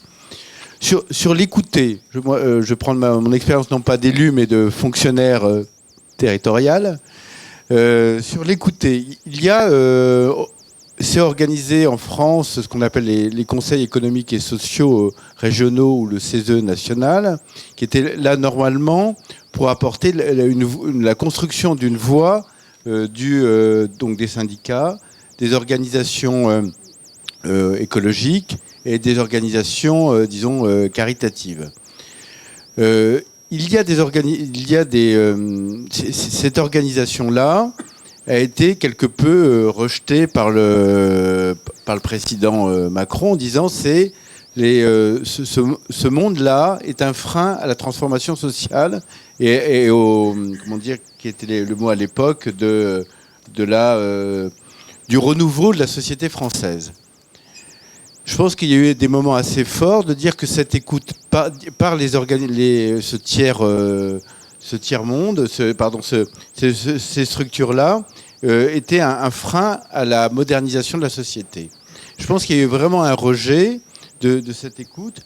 On a eu la même chose dans le dire, c'est-à-dire qu'à un moment, étant membre du conseil d'administration du CCFD pour la CI, quand on fait du plaidoyer, quand on a dû faire du plaidoyer vers les cabinets politiques de ce gouvernement, il y a eu une écoute, une réutilisation même des mots, mais ces mots-là ont été réutilisés autrement pour en faire des éléments d'emblème politique. On peut parler par exemple de la souveraineté alimentaire, mais complètement détourné du sens qui était porté initialement pour en faire du slogan politique qui perdait du sens petit à petit et qui n'est pas non plus arrivé à faire un élément de décision. Et quand on arrive à la décision, on arrive au moment politique fort des élus, qui est complexe, alors que je pense qu'il y a une attente forte de simplicité, alors que le monde est de plus en plus compliqué et qu'il faut prendre énormément de temps pour comprendre. On voit la complexité des lois. Moi qui travaille sur le code du travail, vous voyez le pavé que ça peut représenter. Ça dépasse les 1250 pages, je crois, aujourd'hui. Donc on est là sur donc il y a le processus de décision qui est complexe. Tu as dit il y a plusieurs visions. Comment on arrive à faire une synthèse de tout ça et comment on prend des positions. Et puis à le faire, on a vu quand même une énorme déception sur tout le travail qui était attendu autour de l'écoute, autour des commissions citoyennes. Moi, j'ai perçu une énorme déception, en tout cas sur les questions environnementales, où il y avait des propositions qui me paraissaient importantes, fortes, peut-être pas financièrement raisonnables, mais qui ont fait quand même une énorme déception entre ce moment d'écoute, de décision et de décision, et après de traduction dans la vie quotidienne des gens. Et c'est ces liens-là qui provoquent aujourd'hui, à mon avis, ce sentiment de rejet du démocratique. Oui, oui. Oui, mais... non, J'en ai un aussi. Merci beaucoup. Oui, on hésitait sur qui, mais on va chacun réagir. Non pas pour clore, mais au contraire pour continuer à alimenter. Oui, merci beaucoup pour ces différentes interventions. En effet, je pense que même quand on parlait tout à l'heure de la Convention citoyenne, je me disais, alors d'une part, il faut faire en sorte qu'on puisse aller jusqu'au bout du processus et donc de fait que ça soit pris au sérieux par les décideurs. Et non pas arrêter en chemin, si je puis dire. Et puis il y a aussi, même si à la limite les politiques, comme tu disais Nadia, se disent finalement on n'est pas hors sol, on avait aussi pensé des choses similaires. Je trouve que c'est quand même intéressant en termes d'éducation citoyenne de faire le processus, parce que moi j'ai remarqué ça en étant pendant 10 ans dans une cité populaire, où de fait quand les choses étaient parachutées, ça passait mal. Quand on disait on pense ce qu'il vous faudrait, c'est ça, ça ne rentrait pas dans les schémas des citoyens. En revanche, quand on prenait le temps, même si c'est beaucoup plus long, on prenait le temps de discuter, d'écouter l'avis des gens, bien forcément ça changeait tout, parce que les gens ils avaient l'impression d'avoir contribué finalement à leur manière de vivre, à leur espace de vie, etc. Donc ça, je crois que ça me paraît très important. Après, je suis d'accord pour dire que de fait, par exemple, la question du droit du travail, etc., enfin tout ce qui est droit aujourd'hui, c'est très complexe et on a besoin des compétences de chacun. Mais en même temps que notre société est complexe, il faudrait qu'on fasse attention de ne pas entrer dans cette logique.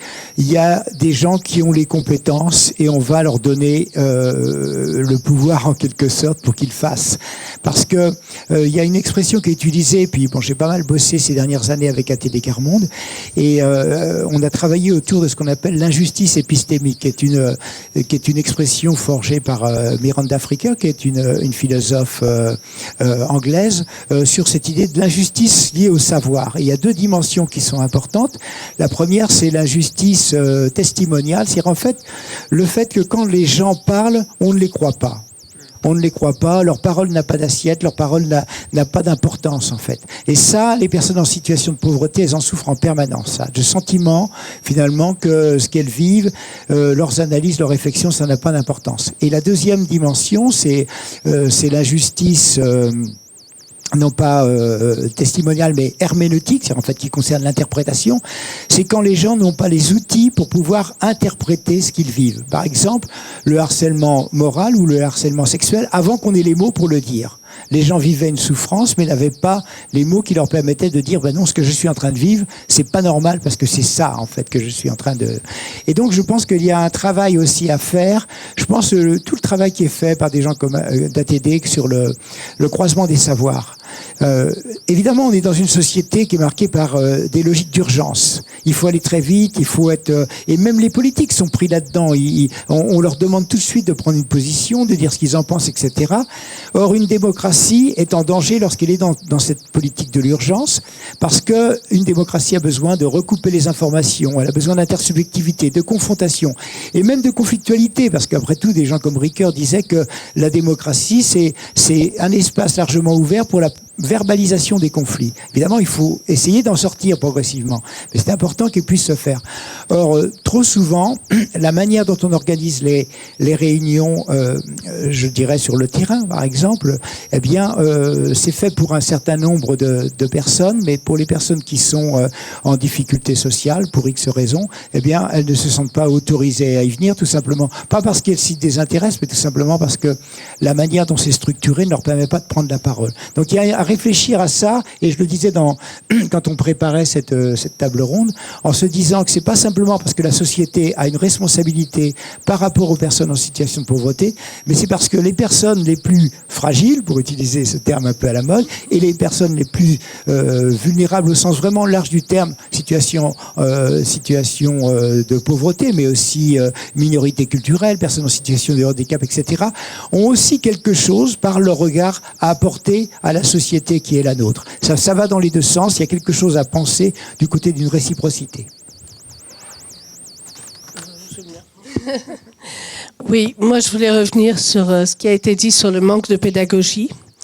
Oui, il y a un manque de pédagogie, mais c'est très difficile aussi de faire passer ce qui va, parce que globalement, on est plus intéressé par ce qui ne va pas. On le sait, nous, en ACI. Hein, quand on commence des réunions sur un sujet, on déballe tout ce qui ne va pas, d'abord. Et puis, petit à petit, on apprend à discerner un petit peu les petites fleurs qui sont parmi les orties.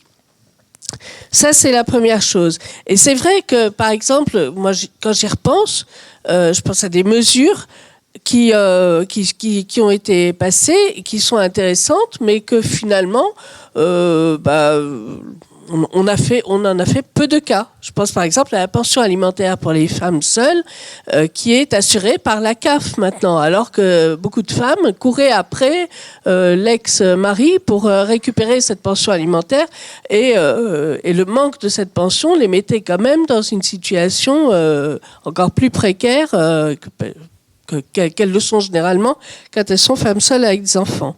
Je pense à l'individualisation de l'AAH, l'allocation adulte handicapé. Ça n'a pas été facile, hein. Je ne veux pas dire que tout est facile. Moi, je voulais, quand l'individualisation de l'AAH a été présentée la première fois, enfin pas la première fois, parce que c'est un sujet qui revenait très très souvent, mais il avait été présenté au printemps 2022. Moi, j'avais envie de le voter. Il était présenté par le groupe socialiste, je pense. J'avais envie de le voter parce que je trouvais que c'était juste et que c'était important que les personnes handicapées puissent avoir cette allocation, quels que soient les revenus du ménage. Pour subvenir à leurs besoins propres. Et en fait, c'était un niet total de la majorité parce qu'il ne fallait absolument pas bousculer la logique de la société, en fait, qui était basée sur le foyer, le couple, la famille, la solidarité familiale, etc. Et que si on faisait ça, après, on allait vraiment renverser tout un tas de structures qui étaient mises en place sociétales, et que ça serait très dangereux et impossible à tenir. Bon, j'ai pas vraiment été convaincue, mais je me suis dit, ma foi, je sais peut-être pas tout, je mesure peut-être pas tous les enjeux, etc. Je sais plus si je me suis abstenue. Je pense que je me suis abstenue. Je m'en suis beaucoup voulu, parce qu'en général, quand je veux quelque chose, je le vote, je m'en fiche que toute la majorité soit pour, comme je l'ai fait pour les migrants. Les autres ont été virés, pas moi. On a mis ça sur le compte que j'étais palestinien, etc. Mais voilà. Et là, je me suis dit, il y a quelque chose, je sais pas, je mesure peut-être pas. Ça, c'était au printemps 2022. Ensuite, il y a eu les présidentielles, et pendant les présidentielles, j'entends le président Macron qui dit « Je vous promets l'individualisation de l'AAH et ce sera voté à l'automne. » Ah bon ? Je me suis sentie trahie, quelque part. Parce que je me suis dit, tiens, ce qui n'était pas possible au printemps devient possible à l'automne. Pourquoi ? Parce que c'est pas les socialistes qui le présentent, parce que c'est la majorité qui le présente. Et ça, on l'a eu souvent, et ça a été un gros regret. Je l'ai toujours dit, on l'a dit et redit. C'est pas pour ça qu'on s'est impliqué en politique. On avait dit, on veut faire de la politique autrement. C'est-à-dire que si c'est une bonne idée qui est à droite, on la prend. Si c'est une bonne idée qui est au centre, on la prend. Si c'est une bonne idée qui est à gauche, on la prend. Et ça, c'était pour restaurer la confiance en politique. Et ça n'a pas été fait. Je suis désolée de le dire, mais on le dit, on est plusieurs à le dire. Cela dit, il y a beaucoup d'autres choses. On a parlé de la fracture numérique, et ça, j'y crois. Et je pense qu'on n'est pas encore au bout de cette lutte-là, de cette attention-là. Il y a des stratégies politiques, comme je l'ai dit. L'écoute des personnes est importante. L'écoute des syndicats est importante aussi. Mais il y a aussi la situation de la France dans une concurrence internationale. Et des fois, pour maintenir la France à un certain niveau, les choix sont pas toujours ceux qu'on aimerait faire, notamment au niveau social, parce que forcément, il y a peut-être des choix budgétaires pour ceux qui ont fait partie de conseils municipaux, communautaires, etc. On voit bien qu'il y a des choix à un moment donné des budgets et qu'on aimerait bien arriver à tout faire, mais que ce n'est absolument pas possible. Donc il y a aussi souvent cette contradiction ou cette tension plutôt, je dirais, entre la situation de la France face à une concurrence internationale qui est extrêmement rude, et puis la volonté de maintenir une protection sociale qui a toujours été très très forte en France et qui tend à diminuer parce qu'on n'a plus forcément les mêmes équilibres démographiques. Et puis il y a ce qui m'a été dit aussi et ce qu'on avait dit pendant qu'on préparait, parfois l'urgence des situations qui fait que le gouvernement, les élus répondent alors que c'était pas prévu, cette situation n'était pas prévue, et du coup ça casse un petit peu un fil rouge. On n'a plus cette lisibilité de où est-ce qu'on va, qu'est-ce qu'on cherche, et finalement quel message on a à transmettre au peuple, qu'est-ce qu'on est en train de faire en fait, où est-ce qu'on veut conduire la France. Donc on finit par répondre un petit peu, on en avait parlé, souvenez-vous, à des réponses urgentes, et ça empêche une lisibilité politique, que ce soit d'un camp ou d'un autre. Il y a également 2 autres points, juste je les cite, mais je ne vais pas rentrer dedans. Un trafic de drogue incontrôlé en France qui est en train de mettre un sentiment d'insécurité qui est assez profond, et ça, on ne mesure pas encore, mais ça vient, et ça peut être assez dangereux. Et on a aussi une crainte de l'islam, il faut en parler, parce que moi déjà dans les années 90, mes amis du Liban me disaient, mais qu'est-ce que vous faites en France? Vous êtes en train d'accepter tous les musulmans, vous vous rendez pas compte, ils vont changer le visage de la France, ils vont la rendre musulmane, etc. Imaginez, les amis du Liban qui disaient ça de la France. Et c'était pas des amis musulmans, évidemment pas. Évidemment pas. Et ici, on a beaucoup ça. Il y a beaucoup cette crainte de cet islam qui va changer le visage de la France et notre identité française, où est-ce qu'elle est, etc. Voilà. Juste un petit mot, c'est la remarque de Fred tout à l'heure qui me faisait penser. On a parlé de pédagogie et tu faisais référence au sentiment que des personnes jusqu'à présent ne se sentaient pas écoutées et n'avaient pas les mots pour exprimer. Dans mon dernière réunion d'équipe, un des membres de mon équipe me soulignait, travaillant avec ces personnes-là, disant ils reconnaissent qu'aujourd'hui ils sont plus entendus et plus écoutés. Par contre, il rajoutait nous ne vous comprenons pas.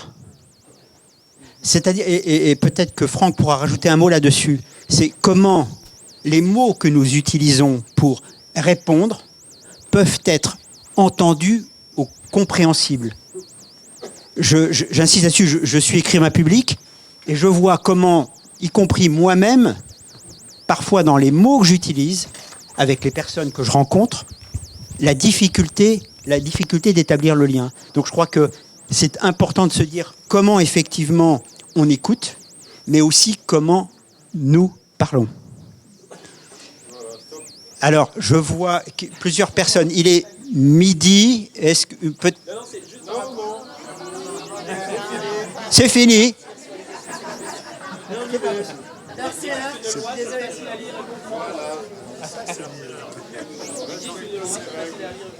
C'est toujours frustrant quand ça s'arrête.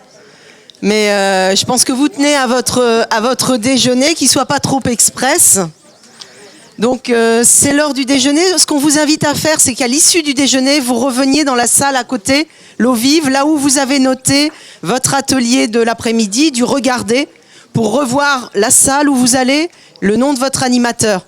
Vous êtes en autonomie à 13h30, il faut que l'atelier démarre, pour que la respiration puisse bien avoir lieu à 15h30 ensuite. Donc là-dessus, il ne faudra pas attendre un carillon. Là, on a eu la chance, il y avait la cloche. Et pas sûr que vous ayez la cloche à 13h30. Bon appétit et merci pour la table ronde qui nous a bien maintenus éveillés. Il n'y a pas eu de souci.